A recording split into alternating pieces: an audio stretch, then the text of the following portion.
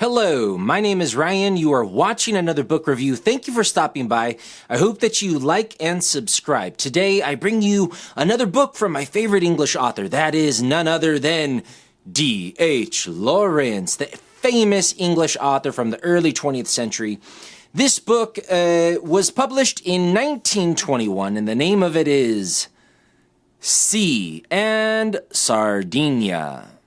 So, Sardinia, an island belonging to Italy, but Lawrence describes it as having very different character than the previous places that he had visited, particularly Sicily. In the very beginning of the book, Lawrence leaves Sicily. He describes how nice the fruit is, how beautiful Mount Etna is, but at the same time, this magnificent, famous mountain, the mountain that deeply inspired Greek mariners, he starts to go into reveries of what it must have been like for the Greek travelers, these ancient heroes so long ago, to see Mount Etna. And he also talks about her, this mountain, as almost a personification of this witchy magic that robs you of your soul. And sure enough, he describes the Sicilians of having characters of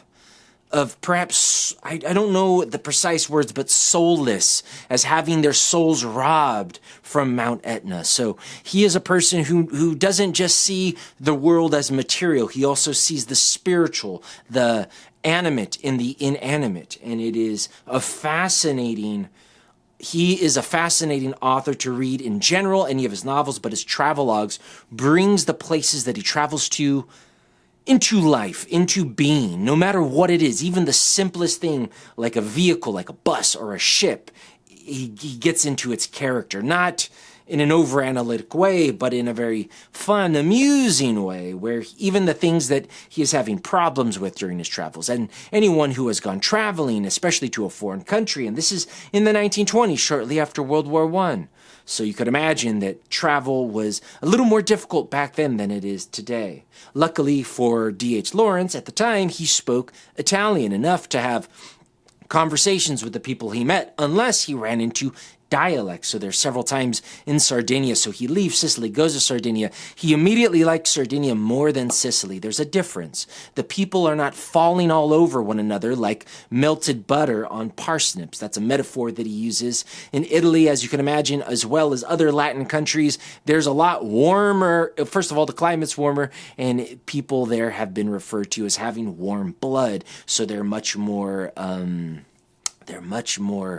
mobile, they're much more effusive, they're much more communicative rather than northern climes like Scandinavia or Germany, where people are a little more standoffish. Some cultures, it's very normal to hold each other's hands and kiss each other on the cheeks and talk very intimately with one another, and some countries are not. Well, Italy is one of those. But when he gets to Sardinia, he notices that people have a little more distance with one another. It's not so unusual to see a lone farmer or countryman or villager by themselves in the wilds as he's taking these long bus rides. They only traverse like 60 miles, but take an entire day because of all of the pit stops, because of the conditions of the roads. To see these lone farmers up in the hills moving these oxen on these cliffs at angles that no English farmer would dare traverse because of the danger of toppling down. And these farmers wearing these very interesting costumes, one of the very iconic colors being black and white, and these hats that they wear, very interesting. If you're someone who's into fashion, D.H. Lawrence comments on the fashion of almost every character that he meets. Some very deprecatory, describing how ridiculous these people look, and some people very complimentary, describing how beautiful they look. At several points in this 200-page book that D.H. Lawrence wrote fairly quickly. He only had a week journey, and then he wrote this book in 6 weeks. But don't sell it short. It is worth your time. If you like travel, if you like adventure, not high adventure of killing monsters or fairylands, but normal travel becoming magical, becoming interesting. The people you meet, the places, the obstacles, and the good luck. All of it is wrapped up in Sea and Sardinia by D.H. Lawrence. But at several of the places they go to, there is this carnival. He is there, I believe, in the winter. And at carnival, people dress up. There are mummers, these people dressed up in these various costumes. At one little village, every boy and man is dressed up as women, and they have gone to the extreme to make their costumes. And they are scaring people. They're sweeping the dirt in front of women's feet, trying to mock them, and then the women slap them. I mean, if I could only see this in my locality here, I would find my neighbors so much more interesting. Unfortunately, we only dress up on Halloween, and we don't really go all out like the Sardinians did back in 1921 when Lawrence was there. There's a lot of talk of politics. A lot of the Sardinians, when they find out that he is English, they want to talk about how wonderfully rich English is, because this is coming not too long after World War I. A lot of the Italian men have served on the fronts as allies to the English against Germany, even though they talk about how much they love Germany. I should mention that Lawrence is traveling with his wife, who he calls the Queen Bee, and she is a German. So they always talk about how much they love Germany and how unfortunate it was that they went to war with them. But they always do have this sort of bitter envy towards the English, directed towards Lawrence, for how rich England became after World War I, while poor Italy became much poorer, even though they fought on the same side. And Lawrence describes his sort of consternation at this constant label. Oh, I represent all of England, right? So all of your bitter envy, the fact that the English pound has a great currency rate to the lira, and you think I'm rich, but I pay for everything here in Italy. You guys mark up your prices against me. I am cheated. You know, he has almost a meltdown at one point. Throughout this 200 pages, it kind of builds and builds and builds as every traveler who meets him and finds out that he's English, they have this criticism for him about his country, how rich they became. And yet they also want to go there. Can you get me a job there? Perhaps as a chauffeur. So sort of this dichotomy between hating a country, but also envying it to the point that you want to move there, comes out from a lot of these Italians. And Lawrence doesn't say much, but at one of the sections where he's taking a boat and finally leaving Sardinia, he just blows up on one of his table mates and has this long diatribe. He says he almost couldn't believe it was coming out of him. It just erupted almost like a volcano. Not his words, those were my words, but you get the idea of, I am an independent person, I am a human, I do not represent all of England. So it made me think of times where I had traveled in Europe or Asia or South America, and people treated me not as Ryan Freeman, but as an American, as a representative of America, the country that did this, that was known for that, either good or bad. So that was fun. I was a traveler. I have traveled. I still do travel. Haven't been on a backpacking trip in a while, but it reminded me also of all of the challenges of being lost in translation. Even though he did speak the language, there were locales that had dialects that he couldn't understand, as well as obstacles of transportation, of getting tickets when you didn't have a reservation. They were running out. Obstacles of finding food in places that didn't really have any food available, and dealing with people trying to mark up their prices because you're a foreigner. So all part of life. This is what QB, Lawrence's wife Frida, the German woman, tells him as his anger starts to build and build. And he knows it. He knows it. Maybe I shouldn't be getting angry, but here I am. There I am. He's got a sense of humor about some of his frustrations, but he also enjoys the magic of each of these locations. He enjoys some of the food not so much. He enjoys some of the people not so much.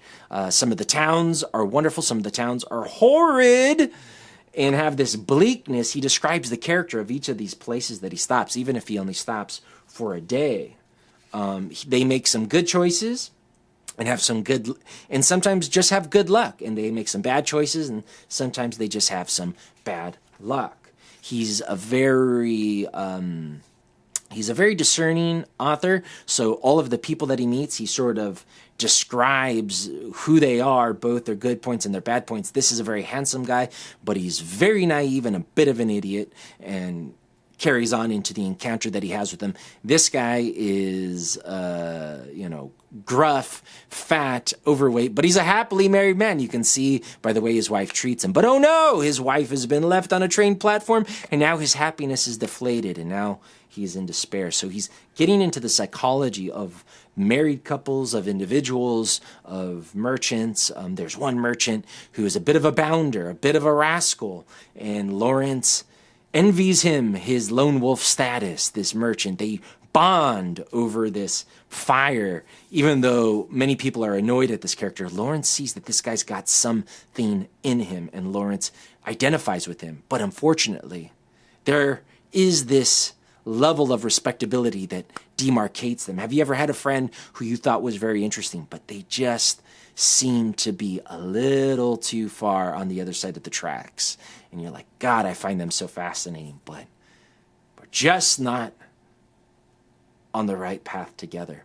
I don't know if that makes sense. But Lawrence is very inquisitive from all of the people he meets. He's not shy to strike up conversations, and he's also not afraid to try to stay away from conversations. Sometimes he can see people looking around. They want to start a conversation with him. He's not in the mood. He's just tired. He's exhausted. He doesn't want to talk about newspaper. He doesn't want people to shove newspaper pulp down his throat. I believe that's one of the metaphors, because a lot of the conversations that people start are just this trivial stuff about England, about Italy, about socialism, stuff that you read out of the newspaper. Do you have anyone in your life? You talk to them and they're just talking the talking points that they watched on the news the night before, or from a Joe Rogan podcast. They don't actually have their own individual thoughts. They are just regurgitating newspaper pulp, in Lawrence's words. But I guess for us, we could say podcast pulp or YouTube pulp.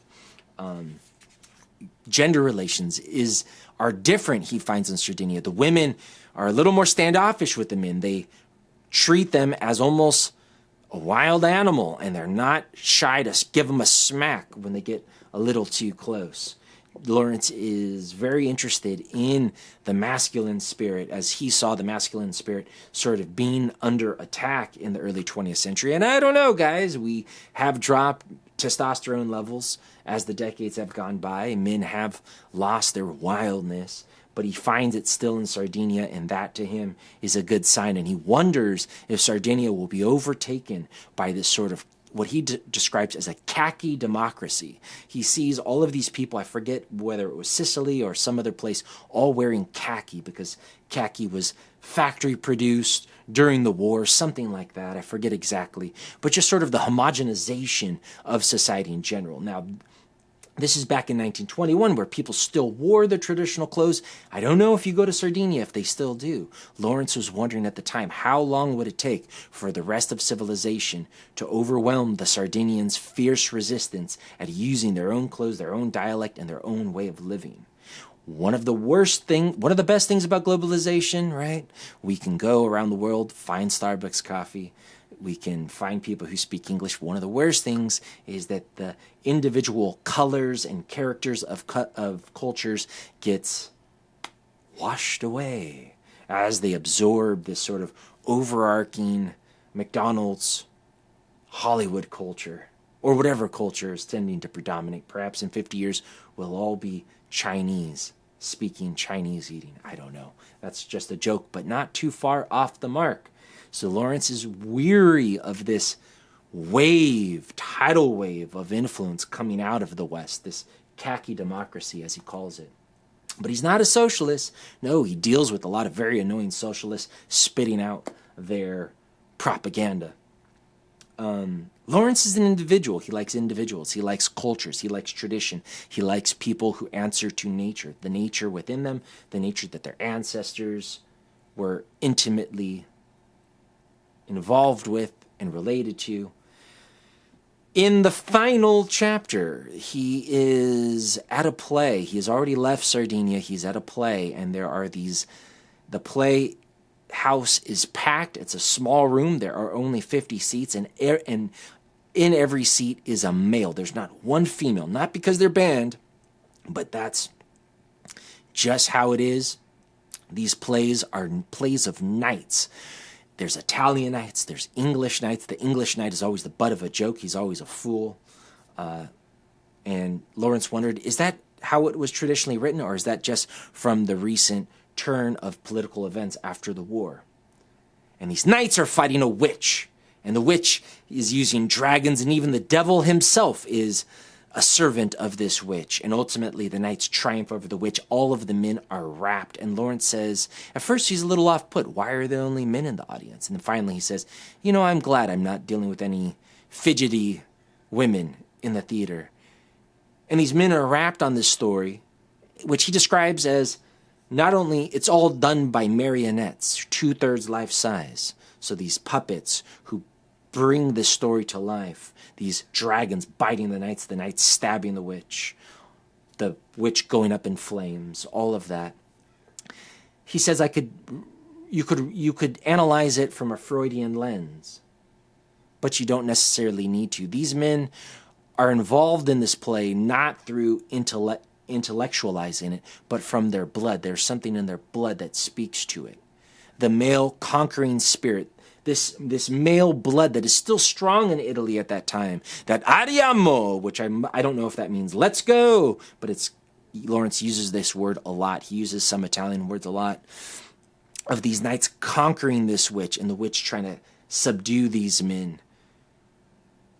He goes a little into what that might mean for gender relations, as the woman is always trying to bewitch the man, to weaken him. But there's something in every male heart that will not yield to a woman, especially not a witch.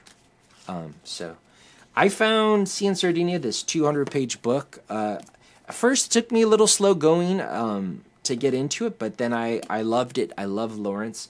I love the way that he brings the very basic things to life. It reminded me a lot of my travels. In that way, I think it's timeless, no matter how futuristic traveling becomes or has become, or how easy it becomes. There's always going to be hurdles. You're always going to have food and accommodation and the people you meet as factors. So that part's timeless. Also interesting from a historical lens to find out what travel was like in the 1920s on the island of Sardinia, and also parts of Italy at the beginning and end, including Sicily and Rome.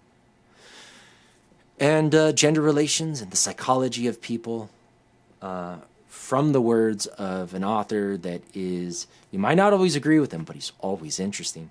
That is D.H. Lawrence's Sea in Sardinia. My name's Ryan Freeman. I hope that you like this, and subscribe. I will see you next time. Bye-bye.